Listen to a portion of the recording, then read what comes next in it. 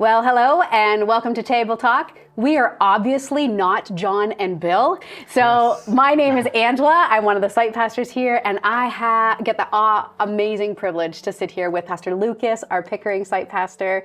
We're thrilled to be able to talk with you and to help lead your groups through some discussion around this particular sermon. Lucas, thank you so much for the work that you did to preach to us out of Joshua chapter 7.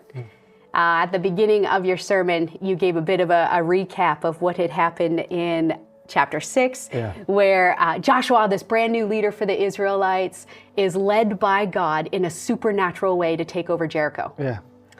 And then you start off, I love how you point out that chapter 7 starts with the word but. Yeah. It's not good when it starts off with the word but.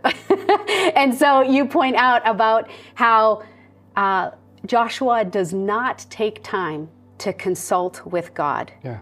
And you actually even use some language around prompting and planning. Yeah. And so I'd love for you to just share a little bit more about why do you believe this is such an incredibly important part that we speak about or in our groups today when we talk about this passage?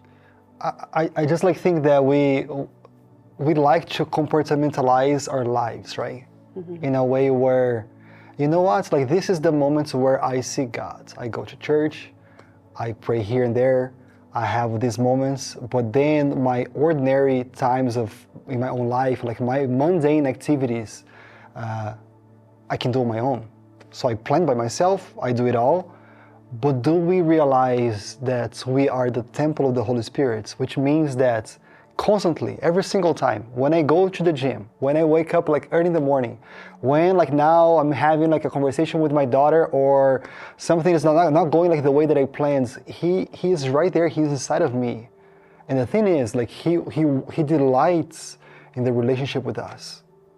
But do we engage in that relationship? And that's when the whole prompts and planning comes up, where we're not supposed to plan on our own and keep doing it, but constantly come to God and understand that He wants to feed us every single day. Whether through His words, whether praying, but having that constant prompting moments of God, please speak to me. And only if you speak, then I can move. Because I feel that there are moments in life where God, if we were sensitive to Him, He wants to shift a few things. Yeah, you know what, you were planning to do this today. But now, I want to open your minds, I want to open your eyes to see, another opportunity here. And if we would simply be sensitive to Him, prompting, sensitive to, how He's leading us, we would, see beauty, wonders, they're available to us, but we got to tackle that. Mm-hmm, mm-hmm. And I appreciate that you said there's no perfect leader. Yeah. Joshua has a weakness, and this is the aspect of his weakness, is not consulting the Lord, not... and this was a big battle. This is not just the mundane, but your suggestion is to take that time and allow God to speak and to be sensitive to listen. Yeah. And even with this, quick one for us as a whole church, we are now starting to plan the 5 next years for our whole church. That whole season requires that we come to God and hear so much from Him. And as we hear from Him, now we can go on and do the planning. But the issue is, if we only have this moment of prompting now, but if we don't start to consult God frequently along the whole journey and say, what about now, God? Okay, we were able to accomplish this, what about now? And see this in our own lives as well. This is where I believe that God is calling us to really depend on Him. Mm-hmm. For the big things, mm-hmm. for the crossing the Jordan River, but also for the small things as well. Mm-hmm. Mm-hmm. Because God never changes, but sometimes He'll pivot our plans, and He may change situations for us, but we have to be sensitive to that. Yeah. That's so good. I think that there is just this incredible moment where Joshua takes the people, he just goes, and he takes a smaller group, 3,000 men, but 36 people die. Yeah. The rest are badly beaten. Yeah. And he doesn't know what is the reason for this, but as you explained in your sermon, Achan had stolen the devoted things. Yeah. How come all of the people are held responsible for Achan's sin? Doesn't that seem unfair? Yes. When we look only for that story in itself, it seems unfair. But actually that story tied to the mission of God and how he wants to reconcile us all back to him, and how he invites us, because he's holy, he invites us to truly like be holy as he is.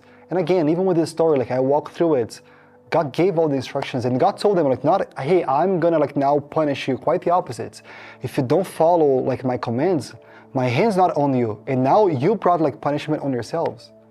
So it was like one man disobeying God, and now brought like this whole punishments for the whole people of Israel. But the beauty of that, like we see since like Adam and Eve, oh yeah, it was the act of disobedience of one that brought them like sin to all of us. But it's still Jesus Christ, because he obeyed God, like now all of us, we can have like a full life in him. You spoke about the power of sin. Yeah. And how there is ripple effect, and it does impact others. One person's sin, like you just said, it impacted all of humanity. And so I just think it's so interesting that Achan chooses to not come forward. And it takes God guiding Joshua, and eventually Achan is singled out.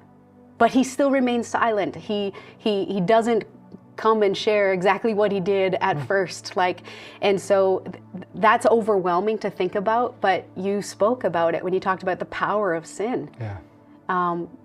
Is there anything that you can share with us even more around, especially for those who maybe didn't get the chance to actually hear the sermon, but like, why is there such power in sin? What's the grip? Why would Achan think that he could have hidden this from God? I think like with that, it shows our own weakness as well. And the thing is, like, it's easy to talk about someone else, but this is my life. Like, I think the sin in my own life, it is when I think that I can do on my own. When I can, like, no, I can handle this on my own. And that's when, out of that, whether it was with Achan, whether it was with Adam, and whether it was with Eve, whether it is with each one of us, that's when we think like, oh, on my own, I'll be able to cope, I'll be able to make it, we're done. But that's when we see, even with this, like the power of confession, us and like coming and saying, God, truly, I want to see the fullness of who you are. And if you are this amazing, powerful God, and he is, as you confess, there is like another like side of the river. There is like a full life that he has for us. But it all starts when we confess to him. Yeah, you spoke about, you said this really great statement that says, the greatest moments of transformation in my life began with confession. Yeah. And that just stood out to me. I thought, thank you so much for your vulnerability and that personal story that you shared. Does everyone have something that they should confess? Like, what about, I mean, how do you get to find out what that is? How do you know if there's something in your life that you ought to confess? Any suggestions on how we examine our hearts? Yeah, like I think it's a good one of like realizing, like in the Word of God, there we have like these different words for any offense against God, right? Like sin, iniquity, transgression. Here in this one, the word that is used, it is like when we act covertly and we try to cover this up like from God. But all of that, like, it shows that in our hearts, like, hey, there's something going on that is not right. We all know that when we see the beauty of God, like, all over the world, like, there's so many beauty as well. But at the same time, like, we see all the brokenness. And this is the problem. The brokenness is not only out there, but the brokenness is in us. Is when, like, now I'm jealous, when I'm like saying, oh no, but if I were Ange, or if I had like her abilities, or if like now we have this outburst of anger. And sometimes, like, even here in Canada, we're good to like play nice, we're polite and all of that, but we know. In Canada, we say sorry all the time. Yes, and then we think like, oh yeah, we're covered because we said sorry so many times. But we know what, like, we keep like inside of us, that we know, hey, I don't know, I cannot shake off these bad habits. I cannot shake off like these bad thoughts that they keep coming to my minds. And that's the beauty of that God, he wants to truly renew our minds. We cannot do this on our own, but the mind of Christ, like, it's all that we need. Like, with our renewed minds, now yes, whatever is lovely, whatever is honorable, whatever is like worthy of praise, of excellence, now I'm going to be able to think of such things. But why? Because I have been renewed, and we can only be renewed when we come to Him and say, God, I need you. Talk to me, transform me, change me. So your personal example, you were prompted in a group setting to start a moment where you would share your own confession. And there was a ripple effect even of that, because what you modeled, other people started to do. So ideally in groups, as people would feel safe and take that step of vulnerability and confess something, it could be quite freeing in the groups. Absolutely. I'm curious if you have any encouragement for those then who are listening to the confession. How should we respond when someone admits something and confesses something? Any advice? Yeah, and even the Apostle Paul gives us this advice, like realizing that, hey, as people they're confessing to us, be sure as well, like not to judge them, right? Otherwise, like also like even realizing the temptation that is for us to think ourselves superior than others. Once like someone is confessing to you, you gotta understand that the person is becoming vulnerable in the same way that we gotta be vulnerable. Like the confession that I can bring to you is also like a confession that you would see, okay, Lucas, this is what you're facing in your life, but even me, like Ange, once I was wretched, but now I was found in God.